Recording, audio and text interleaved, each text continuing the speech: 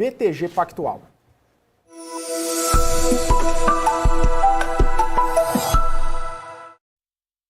Álvaro Frasson, muito bom dia para você, bem-vindo mais uma vez aqui à programação da BMC News. Bom dia a todos, obrigado pelo convite. Álvaro, muito tem se discutido, a respeito dos indicadores aqui no Brasil, a questão do crescimento econômico que ainda está desafiando esse segundo semestre, principalmente por uma desaceleração. E, inclusive, a gente tem visto essa perspectiva até de desaceleração nos últimos Boletim Focus, tanto para esse ano quanto para o ano que vem.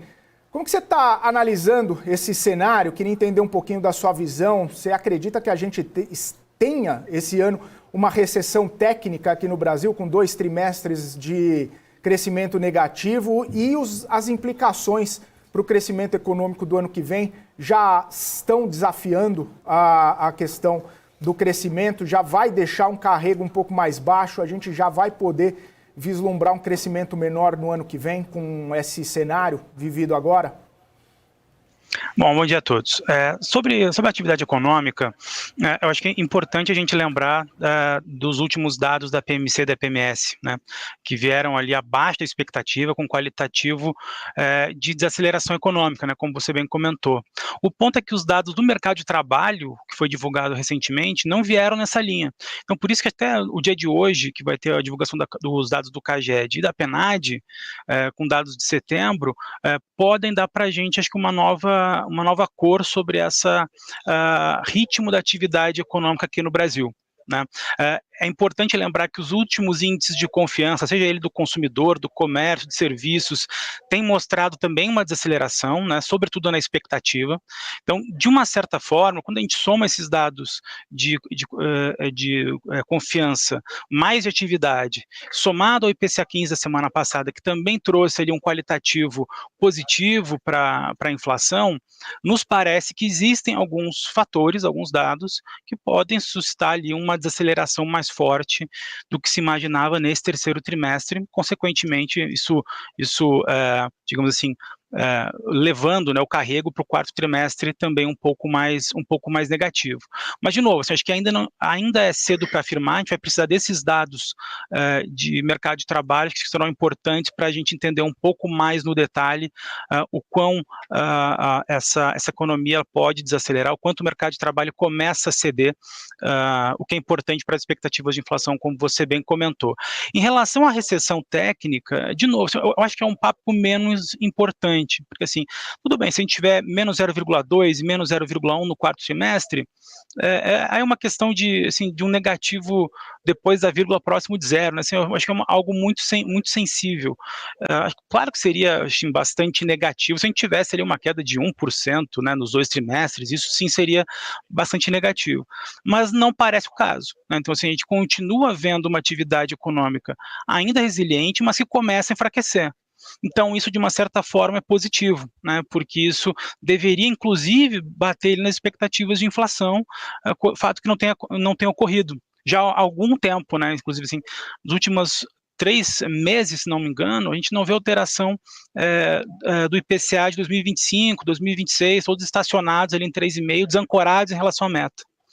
Então, acho que se a gente tiver um ambiente que esses dados de atividade começam a mostrar a desaceleração, o qualitativo da inflação continuar nesse ambiente de melhora para núcleos e serviços, eu acho que isso abre espaço para a gente ter corte de juros nesse atual pace, nesse atual ritmo, o que aliviaria um pouco o crescimento ali para 2024. Por isso que a gente não vê ainda uma redução do crescimento em 24, que está acho que em torno ali de 1,4 ou 1,5 no Focus, o banco está com 1,5 também.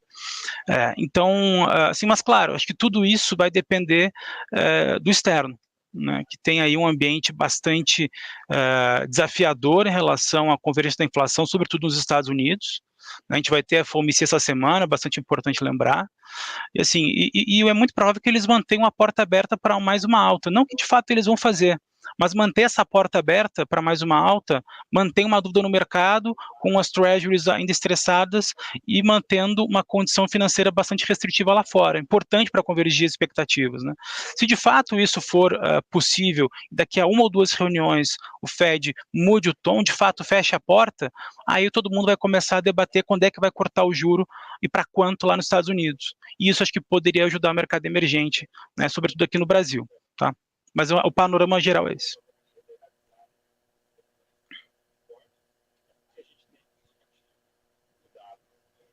Álvaro, bom dia, obrigada por estar aqui com a gente. Paula Moraes falando. Queria entender um pouco, já pegando esse seu gancho no qual você traz aí essa leitura dessa expectativa, inclusive, da taxa de juros do Fed. A gente tem super quarta essa semana, né? Queria entender um pouquinho o quanto você acha que, de fato, olhando principalmente para a sua expectativa para o comunicado do nosso Copom aqui na quarta-feira, o quanto vai continuar ainda, né, sendo aí destaque olhado pelo Banco Central aqui, toda essa previsibilidade, inclusive de juros mais altos lá nos Estados Unidos, igual a gente viu no último comunicado. Qual que é a sua expectativa, inclusive, para o comunicado desta quarta-feira? Se você acredita que também possa vir ali talvez um pouco mais hawkish por conta desta fala do presidente Lula, toda essa questão ainda que deixa ali o fiscal ainda muito incerto aqui no Brasil. Ótima pergunta, Paulo. Então, de fato, assim, economista, quando vai fazer análise de decisão do Banco Central, ele tem que separar o que ele gostaria, ou o que o Banco Central deveria fazer, na sua opinião, versus aquilo que o Banco Central fará, né, efetivamente. Então, são duas coisas em separado. Olha, na minha opinião, é claro que o Banco Central deveria, na sua comunicação, dar um peso adicional para a deterioração do cenário externo. Né, porque, de fato, o nível de risco global mudou da última comunicação do Copom para cá. De fato, na última comunicação, eles deram uma frase adicional ali sobre a sua preocupação adicional em relação ao mercado externo. Mas é fato que é preciso, na comunicação, alguma maneira do comitê comunicar que a probabilidade de desaceleração ela é maior que de aceleração, ou pelo menos de encerrar esse assunto de aceleração, que já, digamos assim, é um menor assunto, mas deixar claro que a queda do juro no Brasil ano que vem não vai ser tão fácil vis-à-vis do que acontece no mercado externo. Né? Agora, eu acho que o comitê vai fazer isso? Não. Eu acho que o comitê vai manter ali a sua, digamos assim, o seu forward guidance de mesma magnitude nas próximas reuniões, no plural, né, como ele tem comentado, deixando a entender que, de fato, vai continuar com a estratégia, tanto em dezembro quanto na primeira reunião de 2024, entre janeiro e fevereiro, até para comprar graus de liberdade. Né? Eu acho que se a gente tiver daqui a 45 dias uma manutenção desse ambiente estressado no mercado americano, aí o Banco Central tem mais informações para endurecer mais esse call ou não, né? Que vai desacelerar o pace em algum momento do tempo em 24 por conta desse nível restritivo de política monetária nos Estados Unidos. Porque aí ele vai pesar, né? Lá em dezembro, ele vai ter tanto mais tempo de avaliação do cenário externo, como também mais dados da atividade doméstica, que a gente acabou de comentar, que parece ter alguma inclinação aqui para uma desaceleração acima do que o mercado esperava. Né? Se isso acontecer, ele vai ter duas variáveis ali bastante importantes para medir e ali fazer alguma alteração na tonalidade, né, do comunicado. No dia de hoje, me parece que eles vão continuar com uma estratégia bastante parecida. Talvez adicionar uma outra frase sobre essa preocupação externa. Né? Em relação à preocupação fiscal, eu não acredito que isso aparecerá no comitê, ou no comunicado, né, no debate do comitê provavelmente vai aparecer, mas no comunicado eu não acredito, dado que esse Banco Central ele não tem, digamos assim, reagido ou comunicado baseado em entrevistas ou naquilo que um outro dirigente fala. Né? Ele está baseado no que efetivamente se faz ali de política fiscal. Então, assim, depois que o arcabouço é aprovado, aí sim é comentado, né?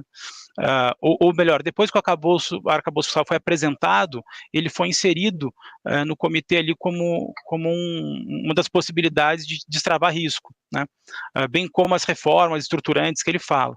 Então, assim, se o Haddad, né, se não houve uma mudança na LDO que mude, de fato, a meta fiscal ou reduza o contingenciamento de 24, não acho que o Banco Central vai comentar isso ex ante, né? Ele geralmente comenta ex post os fatos. Então, eu acho que sim, vai ser uma preocupação. Eles podem, talvez de uma forma muito sutil, adicionar alguma coisa sobre incertezas em relação ao ano que vem, coisa que ele já colocou, na verdade, no último comunicado. E assim eu acho que permanecerá. Acho que virá um comunicado bastante parecido com o que foi no último, mesmo com essas mudanças todas que a gente tem visto no mercado aqui nos últimos 45 dias.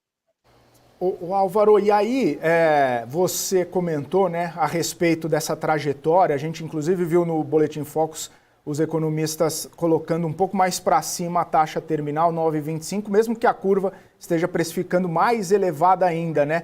Como que está a sua percepção a respeito dessa trajetória, né? A gente vai parar em 11,75 agora, né, no fim do ano, mantém essa possibilidade de corte até os 11, 10 e pouco, vai tudo de uma vez? Você acredita que o Banco Central vai ter uma pausa ali para monitorar os efeitos da política monetária e até mesmo para lidar com toda essa movimentação lá fora que você destacou bastante e parece que tem sido o grande direcionador, né, da política monetária aqui no Brasil, a situação lá nos Estados Unidos? Você acredita nessa pausa para rever o que está acontecendo, para assimilar as modificações e aí posteriormente dar cortes mais aprofundados de repente, ou faz tudo de uma vez? Como que está essa sua projeção até chegar na taxa terminal e qual seria, né, na sua visão? Tá ótimo. Então, quando você fala em pausa, você estiver falando de não fazer nenhum ajuste na Selic, ou seja, interromper o ciclo, não cortar, para observar mais dados e depois continuar cortando, acho que não é esse o caminho. Até porque o Banco Central está num nível bastante restritivo de política monetária, né? Então, assim, o que está acontecendo com os dados de atividade mais recente que a gente comentou é o efeito da política monetária, né, que talvez está sendo mais, a defasagem está mais lenta do que em outros ciclos, por conta do tamanho da expansão monetária e fiscal que foi feita durante a Covid. Então, pode ser um pouco desse efeito também que está acontecendo. Mas o nível é bastante restritivo do Brasil, acho que tem espaço para continuar cortando, sim, né, mas acho que o Banco Central, ele vai, digamos assim, ele vai cortar e comunicar. Né? Então, assim, não acho que ele vai fazer isso nesta reunião, né? Se fizer, acho positivo, né? Mas acho que em dezembro ele tem ali, de novo, mais informações para dar essa sensibilidade para o mercado, né? E aí, assim, a nossa taxa terminal ainda é 9,5% de Selic. Claro que é de um risco altista, né? Pode ser um pouquinho acima, mas não necessariamente você vai mudar a sua Selic terminal por conta desse call do Banco Central, não. Né? Assim, você pode chegar no 9,50 lá em dezembro, cortando 25 a partir de março. Né? Então, assim, eu acho o que está no debate é essa Selic média de ano. Né? Assim, vai fazer tudo no primeiro semestre? É possível? Será que não vai ter que esticar até o final do ano com cortes mais lentos? Porque vale lembrar que 9,5 ainda é um nível restritivo de política monetária. Se a gente estiver falando que a nossa Selic neutra é em torno de 8 a 8,5. Né? Então, na nossa avaliação, o 9,5 ainda é um bom patamar de juro para final do ano, né? Acho que tem muita coisa para acontecer até lá. Então, assim, acho que se o Fed for mais duro do que a gente imagina, a atividade no Brasil continuar resiliente, não mostrar essa inversão de tendência, né, do crescimento, aí talvez pode ter um comunicado mais duro do Banco Central. Né? Mas, por enquanto, não acho que esse é o caso para esta reunião. Eu acho que isso pode acontecer sim, mas com maior probabilidade na reunião de dezembro. Boa. O Álvaro, uma outra questão, né? E aí você comentou que talvez o Banco Central não mude o direcionamento por conta de algum ruído em relação ao fiscal, principalmente algumas declarações recentes. O mercado, por outro lado, ele sempre reage a esses ruídos. Inclusive, a gente tem visto essa movimentação nos DIs na sexta-feira, hoje um pouco menos, mas seguem em elevação, segue abrindo essa curva e, obviamente, refletindo no mercado financeiro. Você imagina que, de repente, até alguma fala do próprio ministro ou até mesmo algum comunicado do Banco Central, né, como você falou, a exemplo do que a gente viu na reunião anterior, possa acalmar um pouco essa movimentação do mercado? Você acredita que o Banco Central possa ter essa capacidade de segurar um pouco, né, essa movimentação bastante forte, bastante volátil do mercado com algumas repercussões, ou talvez não seja o papel do Banco Central, segue na trajetória. Como que você vê, né, essas reações que a gente está vendo no mercado por conta dessas movimentações todas? Perfeito. Acho que, como você comentou, né, tem um prêmio interessante, né, entre o que a curva está projetando e o que a mediana dos economistas estão colocando no Focus, né? De novo, assim, eu acho que é claro que o mercado ele vai reagir com mais volatilidade ao Focus, é natural, mas a gente está vendo que, de fato, a Selic terminal pode ser talvez um pouco mais elevada do que a gente imagina. E quando eu falo Selic terminal, não é exatamente a Selic de 24, mas a de 25, 26, né? Porque o que teve alteração hoje não foi só o 24, né? O 25 também subiu de 8,5 para 8,75. E se a gente olhar o 2027, que já tem não tem na disponibilidade já no Focus, né, nas expectativas do Banco Central, a média já está em 8,65, enquanto a mediana é 8,5. Então, assim, geralmente a média acaba sendo esse leading, né? Muitas vezes é um leading dessa mediana por conta de absorver esses extremos que a mediana ainda não absorve. Então, assim, será que a nossa Selic ela vai ser mais alta também nesse estrutural? Isso muda a taxa neutra de juros, muda muita coisa, né? Então, eu acho que o mercado, os economistas em geral, têm reagido na expectativa por conta dessa deterioração fiscal, como você bem comentou, esses riscos para 24, que acho que não é exatamente se vai cumprir a meta ou não, mas se vai manter a regra do jogo ou não, né? Acabou de ser aprovado o arcabouço, e aí não pode ser já, com 2 meses, mudar a regra de contingenciamento ou mudar a meta, né? Eu acho, de novo, assim, eu acho que o Banco Central hoje ele não vai comentar, assim, de novo, na última comunicado ele comentou, né, mas de uma forma muito en passant, assim, muito, muito sutil. Eu acho que ele vai manter essa sutileza no comunicado, porque, de novo, o Banco Central não tem comunicado ex ante, sim ex post aos fatos. Então, se de fato tiver uma mudança da meta ou da regra de contingenciamento na LDO, aí tudo bem, aí o Banco Central ele vai, de fato, comunicar isso, botar como risco, e aí o mercado todo vai reagir mais próximo de onde está a curva, né? Agora, enquanto isso não acontecer, se for só baseado nas entrevistas, né, sem mudança concreta nas regras do fiscal, acho que o Banco Central não reagirá ex ante. Ele pode sinalizar, né, de uma forma sutil como ele vem fazendo, mas não reagirá explicitamente a isso. Boa. O Álvaro, existia, né, uma expectativa de que o ambiente acabasse ficando um pouco mais tranquilo, né, ou tivesse uma melhora no ambiente aqui interno, principalmente para o nosso mercado, depois do começo do corte de juros, né? E a gente percebe que a própria curva ela já está um pouco mais elevada agora do que antes do começo do corte de juros. Claro que tem toda essa situação, né, envolvendo Estados Unidos, todas essas incertezas, que enquanto as coisas não se endereçarem por lá, a gente vai ainda, né, sofrer bastante volatilidade. Mas nesse contexto, né, nesse cenário, você imagina que a gente possa ter uma curva um pouco mais elevada, a gente possa viver um ambiente mais de juro mais elevado por mais tempo, até mesmo num cenário mais inflacionário por mais tempo, e mesmo que a atividade ela não arrefeça, a gente vai continuar nessa movimentação de juro mais para cima, não só aqui no Brasil, mas nos Estados Unidos também, que é uma nova característica do cenário atual, que talvez os bancos centrais ainda estejam tateando e se movimentando para conseguir compreender e reagir a isso? Então, acho que o que vai drivar o nível de juros aqui do Brasil é lá fora, né, nos Estados Unidos. E aí, assim, foi o que você comentou, assim, acho que os bancos centrais estão aprendendo ainda, ou estão tateando ainda esse nível de política monetária, né, ideal. De novo, assim, durante a pandemia, a gente teve o mundo inteiro fazendo ao mesmo tempo a maior expansão fiscal e monetária já vista, né? Então, assim, não teria como isso não ser inflacionário e trazer alguma elevação da inércia de inflação no mundo inteiro. E aí, obviamente, isso leva a reboque, né, o debate sobre se o juro neutro no mundo não é mais elevado, ou seja, se o custo de desinflacionar ele não vai ser mais elevado. Provavelmente sim, né? Mas a gente não tem ainda como afirmar se esse custo de desinflar a economia ele vai ser mais alto por muito tempo. por 4, 5, 6 anos. Né? A gente não tem essa possibilidade ainda de afirmar, mas a gente pode dizer que isso já está acontecendo para esse ano e para o próximo. Né? Então, assim, as expectativas de inflação dos Estados Unidos, até no core, está longe dos 2%. Né? Então, assim, isso deve ficar para 25%.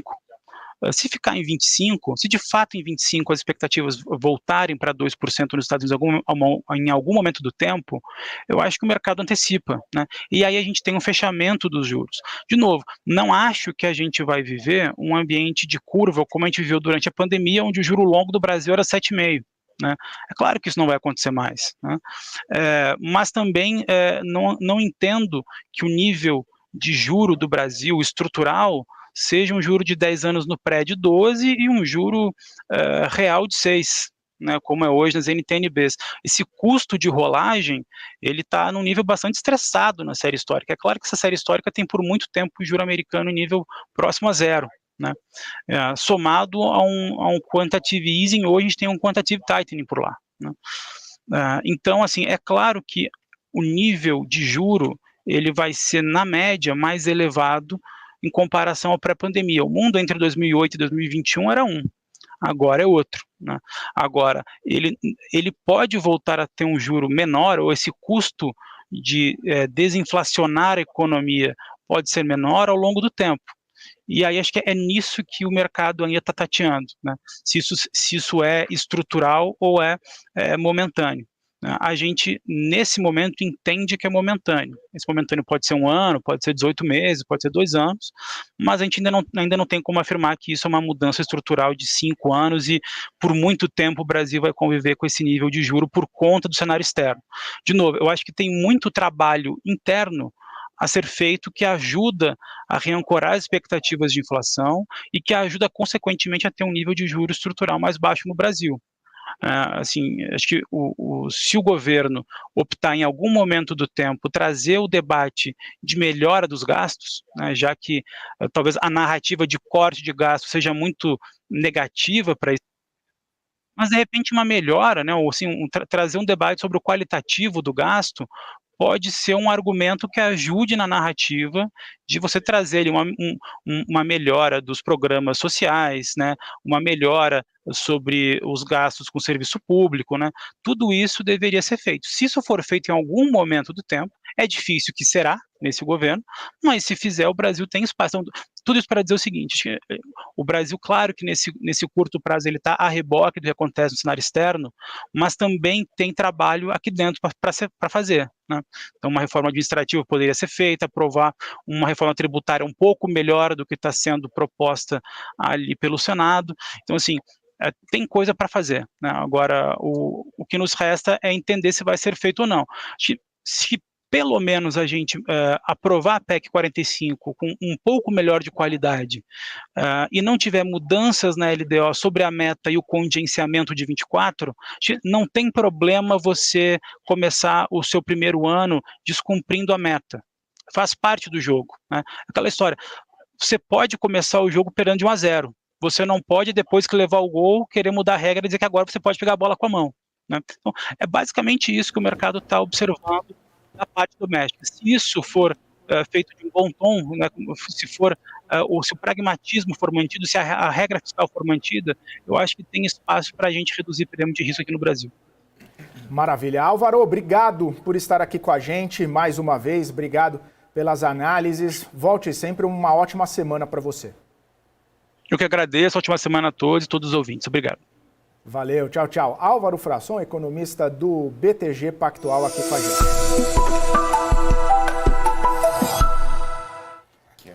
É isso aí, a gente continua aqui, 11 horas e 27 minutos, estou monitorando aqui a movimentação do Ibovespa, está quase reduzindo os ganhos, já está subindo só 0,07%, retomou para o 113 e ainda a 113, 376 pontos, hein?